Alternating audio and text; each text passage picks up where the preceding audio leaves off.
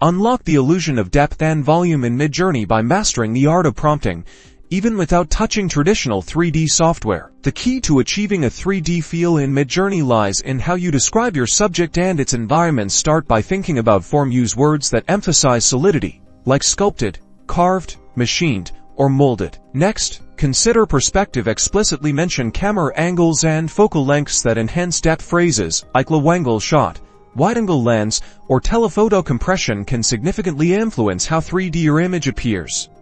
Lighting plays a crucial role in defining form. Specify light sources and their qualities. Think about dramatic spotlighting, rim lighting, soft ambient light, or hard shadows to sculpt your subject. Even materials can imply a 3D nature. Describe surfaces using terms like polished chrome, rough stone, transparent glass, or brushed aluminum, as these textures catch light in ways that suggest real-world volume. By combining these elements, strong form descriptions, explicit perspective cues, strategic lighting, and detailed material textures, you can guide Midjourney to create images that possess a striking, almost tangible three-dimensional quality, all through the power of your words.